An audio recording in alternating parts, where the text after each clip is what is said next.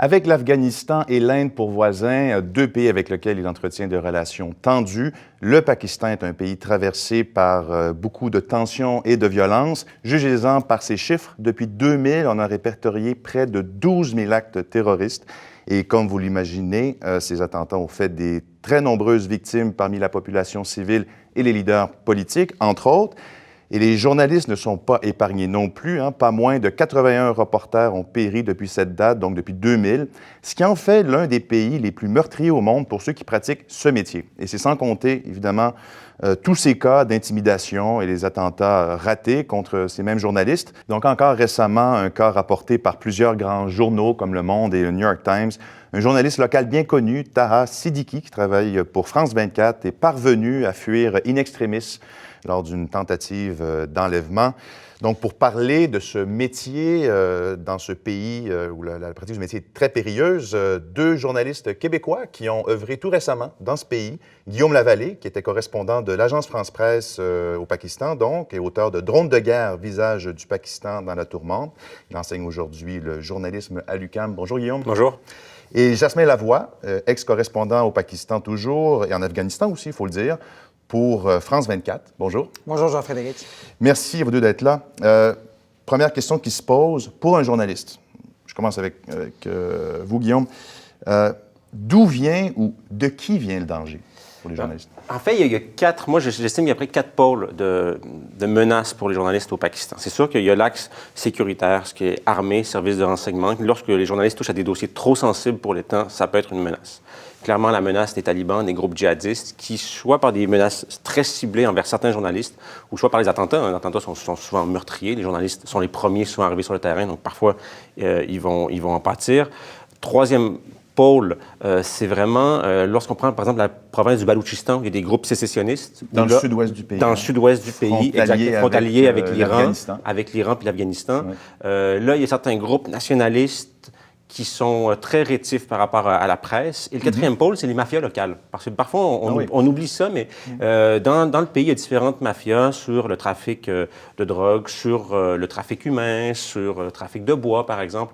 Et il va y avoir des journalistes locaux. Parfois, ce sont des gens très locaux qui vont aussi en pâtir. Donc, les journalistes pakistanais sont un peu au carrefour de 4 grandes forces. Et c'est pas évident pour eux de toujours parvenir à faire leur travail en évitant manœuvrer, en fait, dans ces eaux-là. D'ailleurs, il y a une chose, le premier pôle que vous avez indiqué, l'armée et les services de renseignement, l'ISI. Ce qui est surprenant, du point de vue occidental, nous, au Canada, au Québec, c'est de penser que les autorités légitimes sont une menace pour les journalistes et même l'une des plus importantes, si je comprends bien. Comment on peut comprendre ça? Bien, c'est un drôle de pays, le Pakistan, parce que c'est une démocratie qui a 70 ans, mais dans lequel aucun premier ministre élu a réussi à terminer un mandat. Ce qui veut dire qu'à chaque fois, soit il y a eu un coup d'État où le premier ministre a été assassiné ou des choses comme ça. Donc, c'est ce qu'on appelle une démocratie déficiente. L'armée détient le réel contrôle du pouvoir encore aujourd'hui dans le pays. Et ça se traduit par, justement, des enlèvements par l'armée, par les services secrets ISI que vous mentionnez plus tôt. Et que craignent-ils de la part des journalistes? Bien, écoute, moi, je pense que ce qu'ils craignent surtout, c'est de perdre le pouvoir parce qu'un pays plus libre, donc des médias plus libres, encore une fois, pourraient critiquer l'armée et donc critiquer aussi la place qu'ils ont au sein de l'État. Et ça, je pense que ce serait problématique. Et c'est ce qu'ils craignent. Donc, ils préfèrent juste essayer de faire taire toujours ceux qui vont s'élever contre eux. Donc, dans un sens, c'est un peu un cas typique de pays autoritaire qui cherche à éviter les dissidences, à éviter la critique. Mais pour moi, c'est un peu entre les deux. Parce qu'un régime autoritaire, c'est que vous avez, par exemple, un président ou un monarque, en fait, qui est à la tête du pouvoir, puis tout va découler à peu près de la figure centrale du pouvoir. Au Pakistan, c'est ce qui rend difficile les choses, c'est que vous avez un gouvernement qui change. Jasmin disait qu'aucun premier ministre a terminé son mandat de 5 ans. Bon, un gouvernement a fini son mandat, mais pas le premier ministre avait changé. Donc, c'est difficile de savoir qui dirige quoi, parfois. Et même, on parle du renseignement, il y a beaucoup d'étages dans le gâteau de l'État, là, le tiramisu de l'État. Il y a plusieurs étages, puis c'est parfois difficile de savoir qui fait quoi. C'est pour ça que des fois, on va dire « Ah, c'est clairement le renseignement qui a fait tel acte ou tel acte », mais fondamentalement, on ne le sait pas. On le postule, on estime que, mais on a rarement de preuves pour véritablement dire... Et c'est ce qui rend la chose difficile pour les journalistes, de nommer, parce qu'on ne sait pas. Et ce qu'on sait, par exemple, c'est qu'il y a 2 choses sur lesquelles on peut difficilement toucher. La sécurité nationale.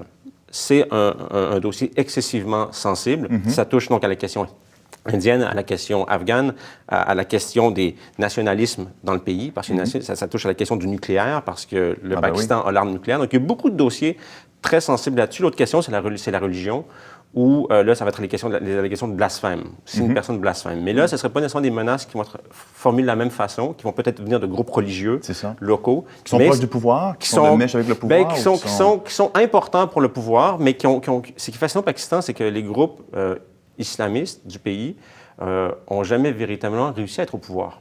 Ils ont une influence dans le pays importante, donc, au sein de la société, mais ils ont aussi des antennes, je pense, dans le gouvernement, dans l'armée et compagnie, mais ils ont... Mais c'est pas fusionné. Mais c'est pas fusionné, non, c'est ça. D'accord. Dans tout ça, comme c'est dur de savoir où est le danger exactement, de manœuvrer dans tout ça, comment on fait pratiquement comme journaliste pour faire son travail, aller le plus loin possible, mais sans non plus risquer trop? Bien, on fait notre possible, ça c'est la première des choses. Puis la deuxième, bien, c'est qu'on travaille avec des gens qui, eux, comprennent un peu mieux comment le pays fonctionne. Et ça, ce sont les journalistes locaux. Moi, je travaillais, vous avez mentionné le cas de Taha Siddiqui, je travaillais aussi avec un autre journaliste pakistanais à tous les jours. Et c'était la façon que je réussissais à bien manœuvrer dans le pays. C'est-à-dire que à chaque fois que je partais en reportage à l'extérieur d'Islamabad, j'y allais avec un journaliste pakistanais. Et si c'était un endroit que lui-même connaissait pas très bien, eh bien, j'allais aussi y aller avec... on allait engager un journaliste local de cette petite région-là qui allait aussi passer la journée avec nous. Donc, pour moi, la meilleure façon de manœuvrer dans le pays, c'est en gardant l'information, le savoir local. C'est ça, le savoir local. Pour moi, c'est encore bien plus sécuritaire que se promener avec une voiture blindée avec un convoi. Là. Ouais. Mais ça prend des gens donc bien choisir, qui connaissent bien les plaques, le mouvement des plaques tectoniques, comment les alliances se dessinent ou peuvent se redessiner. Mais il y a quand même une différence fondamentale entre les journalistes locaux et étrangers, je pense qu'il faut le dire. Les journalistes locaux, il y a des pressions énormes. Puis même quand vous partez souvent avec un journaliste local qui travaille pour l'agence France Presse ou France 24 ou quoi que ce soit, ou d'autres médias, souvent quand tu arrives sur le terrain, quand même, les agences vont être là ou des acteurs vont être là pour lui dire, écoute, tu es avec ton journaliste étranger, vous travaillez ensemble, mais là, il y a des choses où tu ne vas pas aller. Puis on va le rappeler le soir aussi pour dire, vous êtes allé là vraiment? Je ne sais pas si vous êtes vraiment allé là, vous n'avez pas joué un tour. Donc, il y a quand même des pressions qui sont quand même relativement constantes. Puis au final, ça peut avoir une retombée sur leur carrière, sur leur famille, sur leur vie. Je pense qu'un journaliste étranger, à part des cas extrêmes comme celui de Daniel Pearl, qui est un journaliste américain qui avait été tué en 2002, à part ces cas extrêmes-là, ce qu'on fait, c'est qu'on ne renouvelle pas votre visa. Ça, c'est le risque le plus le plus courant. Donc, il faut quand même regarder que c'est vraiment les journalistes locaux qui en pâtissent le plus et non les journalistes étrangers. Le niveau de danger n'est pas tout à fait le même.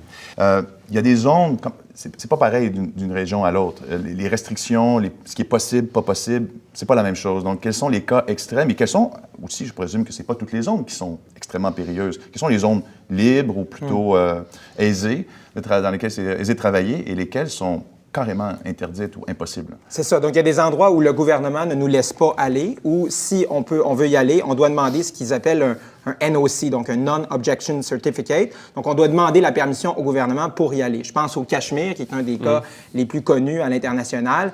Pour aller au Cachemire, je pense que Guillaume est allé, c'est au moins 6 semaines d'attente pour avoir le permis, puis peut-être qu'ils ne vont pas te le donner non plus, l'octroyer, donc ça dépend. Ensuite, le Balochistan, c'est une autre province très sensible à cause du mouvement indépendantiste là-bas.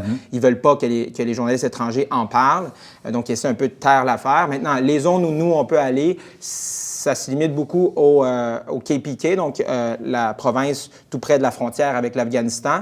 On peut aller au Pendjab, on peut aller dans le Sindh aussi très facilement. Depuis récemment aussi, on peut aller dans la vallée du Swat, donc d'où vient Malala. C'est possible d'y aller. Et dans le nord aussi du pays, là, dans le Gilgit-Baltistan qu'on appelle. Ça se limite pas mal à ça. Ouais, mais il y a aussi un autre territoire, le Cachemire. J'étais pas allé, mais c'était très difficile pour les journalistes d'y accéder. J'ai des amis qui ont essayé d'y aller, même avec Lorraine aussi, quand ils sont arrivés sur place. C'est la région en conflit entre l'Inde et le Pakistan. Une autre zone, c'est les zones tribales. Les zones tribales, puis c'est important de le dire parce qu'en fait, avant qu'on parle de l'État islamique en Syrie puis en Irak, les zones tribales pakistanaises étaient un peu l'épicentre de la mouvance djihadiste mondiale.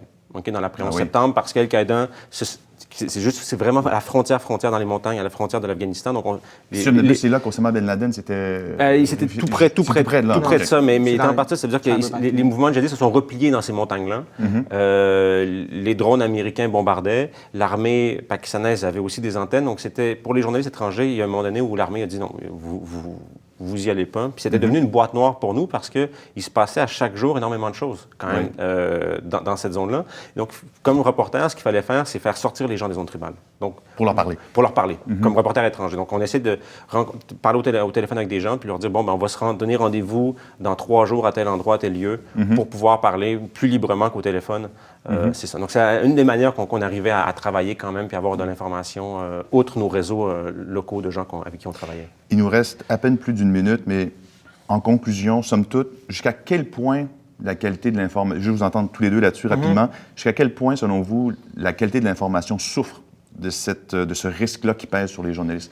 Est-ce que les journalistes, finalement, réussissent à plutôt bien faire leur travail, malgré tout, ou il y a plein de zones d'ombre qui restent à cause de ça? Il y aura toujours des zones d'ombre, mais je pense qu'en général, on a quand même accès à une information de qualité à l'international par le simple fait qu'on parle dans d'autres langues que les langues locales, donc que l'ourdou, que les autres langues. Donc, ça dérange un peu moins le gouvernement que les journalistes locaux. Oui, je pense qu'être journaliste au Pakistan, pour les journalistes pakistanais, c'est un acte de bravoure. Puis il faut le saluer. Et c'est eux vraiment qui subissent avant tout ces pressions-là. Et devenir journaliste, informer au quotidien, outre tel ministre a déclaré ça, puis rentrer dans les dossiers plus chauds, c'est un acte de bravoure et de courage pour les journalistes pakistanais. Donc moi, je leur lève leur chapeau parce qu'en fait, l'information, pour eux, c'est une guerre au quotidien, en fait. Tout à fait. Guillaume Lavallée, auteur de Drone de guerre, visage du Pakistan dans la tourmente, et Jasmin Lavoie, également un livre à venir, je crois. Un livre à venir avec mon frère, lui est en Inde, moi au Pakistan, donc ce qu'on appelle les frères ennemis, 2 frères chez les frères ennemis, ça va sortir quelque part cette année. Très bien, on attend ça avec impatience. Merci beaucoup. Merci.